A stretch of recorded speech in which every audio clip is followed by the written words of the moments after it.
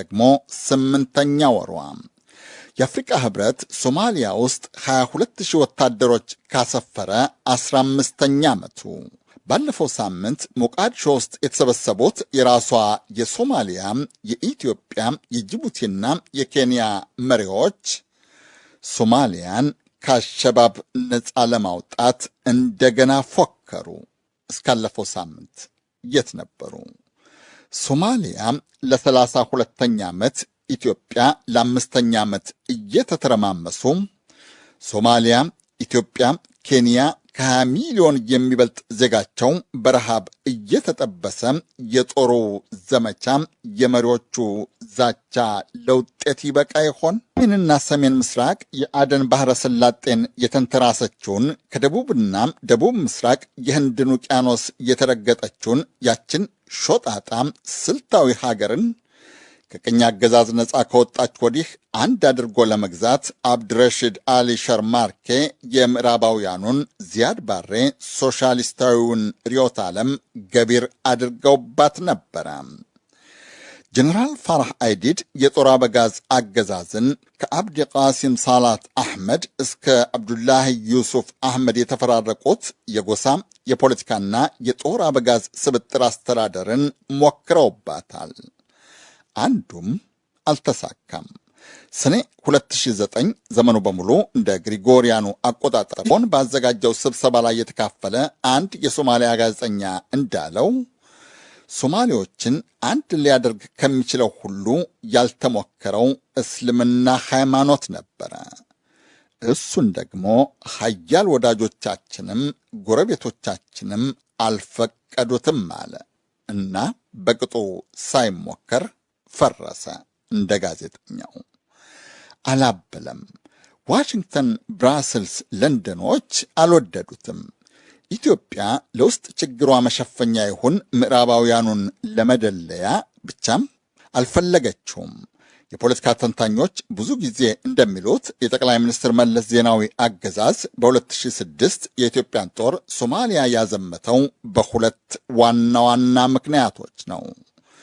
በ2005 ኢትዮጵያ ውስጥ የተደረገው ምርጫ ውጤት ባስከተለው ውዝግብ ሰበብ ምዕራባውያን መንግስታት የመለስን አገዛዝ ገሸሽ ገለል ማድረጋቸውን እንዲያቆሙ ወይም የትኩረት አቅጣጫ ለማሳት አንድ ያኔዋም የኢትዮጵያ ጠላት ኤርትራ ከሶማሊያ የሸሪዓ ፍርድ ቤት ህብረት ሹማምንታት ከፊሉን በመደገፏ፣ ሁለት ምክንያቱ አንዱም ሆነ ሁለቱ በፕሬዚደንት ጆርጅ ደብሊው ቡሽ አስተዳደር ሙሉ ፍቃድ ኢትዮጵያ ያዘመተችው ጦር የሸሪዓ ፍርድ ቤቶች ስብስብን ከቪላ ሞቃዲሾ ነቅሎ ሲያስወጣ እስከዚያ ዘመን ድረስ ብዙም የማይታወቀው አሸባብ የሶማሊያ ጠንካራ ኃይል ሆኖ ብቅ አለ።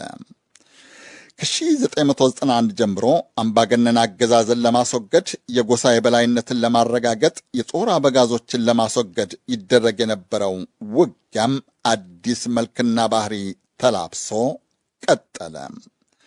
ዓመት ባልሞላ ጊዜ ውስጥ ውጊያው የሶማሌዎች ከመሆን አልፎ ከጋና ፖሊስ እስከ ዩጋንዳ ጦር፣ ከኬንያ ወታደር እስከ አሜሪካኖች ኮማንዶ ጦር ያነካካ 100 ሺዎችን የሚያረግፍ ጠንካራ ውጊያም ሆነ። ዘንድሮ 15 ዓመቱ። አሸባብን ለሚወጋው የውጭ ጦር አማካሪ የነበሩት አሜሪካዊው የጦር አዋቂ ጄሰን ሃርትዊንግ ሶማሊያዊው ጋዜጠኛ የቀረን አማራጭ ከሸፈ ባለ በ10ኛ ዓመቱ በ2019 እንደጻፉት ለሶማሊያ ሰላም አብነቱ ከአሸባብ ጋር መደራደር ነው። የምስራቅ አፍሪካ የፖለቲካ ተንታኝና ደራሲ ዩሱፍ ያሲንም ወታደራዊ ኃይል ውጤት ማምጣቱን ይጠራጠራሉ። እንደዛ አይነት ርዕዮተ ዓለም ኢዲዮሎጂ የሚከተሉ አክራሪ ኃይሎች በአፍሪካም ይሁን በሌላ ዓለም እንደምናየው ለአመጣጣቸው ስር መሰረቱን የሆኑ ማህበራዊ ጉዳዮች፣ ሃይማኖታዊ ጉዳዮች፣ እነዚህ የመሳሰሉትን ጉዳዮች ካልታከሙ፣ እነሱ ካልታዩ በስተቀር በወታደራዊ መልኩ ከስር መሰረቱ መንቀል መቻሉ እርግጠኛ አይደለሁም፣ አጠራጣሪም ነው። እስከ ዛሬው እውነት ከማጠራጠርም በላይ በእርግጥ የጦር ጡንቻ ውጤት አልባነቱን እያረጋገጠ ነው። የዩናይትድ ስቴትስ ታንከኛ ጦር ባልደረባ የነበሩት ጄንሰን ሃርትዊንግ እንደሚሉት የእርስ በርስ ጦርነት ለሀገር መሪዎች ወይም ለፖለቲከኞች 3 አማራጮችን ይሰጣል። ወሳኝ ድል፣ 1 የድርድር አማራጭ፣ 2 ወይም ግጭት ጦርነቱን መቀጠል፣ 3 የሶማሊያ መንግስት በጎሳ ውክልና በአዲስ መልክ ከተዋቀረ ከ2009 ወዲህ የተፈራረቁት የሀገሪቱ መሪዎች በአፍሪካ ህብረትና በዩናይትድ ስቴትስ ጦር ድጋፍ አሸባብን ለማስወገድ ተዋግተዋል። አላሸነፉም። 3ኛው አማራጭ ቀጠለ። ለወትሮው ከፖለቲካ ይበልጥ ወደ ሃይማኖቱ፣ ከወታደራዊ ኃይል ይብስ ወደ ሰብአዊነቱ ያዳላሉ የሚባሉት ሐሰን ሼህ ማህሙድ የፕሬዝደንትነቱን ስልጣን ለ2ኛ ጊዜ ከያዙ ካለፈው ግንቦት በኋላም በጦር ኃይል ከመታበይ ሌላ አማራጭ አላቀረቡም። ባለፈው ነሐሴ በአሸባብ ላይ ሙሉ ጦርነት አወጁ። አሸባብ ቪላ ሞቃዲሾ አጠገብ ሳይቀር ማሸበሩን ቀጠለ። ፕሬዝደንቱ ባለፈው ጥር 12 በአደባባይ ሰልፍ አሸባብን አስወገዙ። ዜጎቻቸውን አስጠነቀቁ። ፕሬዝደንት ሐሰን ሼህ ማህሙድ የውጊያ ስልት፣ ጸጥታ የማስከበር እቅድ፣ ዛቻና ዘመቻ እየተበጠሰ ሲቀጠል ባናዲር የተሰኘው የሞቃዲሾ ክፍለ ከተማ የአስተዳደር ቢሮን አሸባብ አወደመው። 5 ሰው ገደለ። የአካባቢው ነዋሪ ምጸት ይሉታል። አስገራሚ። በዚህ ጥቃት ሁላችንም ተጎድተናል። ተራው ሰው ይሁን የተማረው ሁሉም ተነክቷል። የንግድ መደብሮች ተዘግተዋል። ጦር በሰፈረበት ቦታ ይህ መድረሱ በጣም አስገራሚ ነገር ነው። ሶማሊያ ውስጥ ከ2007 ጀምሮ የሰፈረው ከ22,000 የሚበልጥ የአፍሪካ ህብረት ጦር አሸባብን ከሶማሊያ ትላልቅ ከተሞች ለማባረር በእርግጥ ጠቅሟል። ጦሩ አሁንም ከአሸባብ ጋር እየተዋጋ ነው።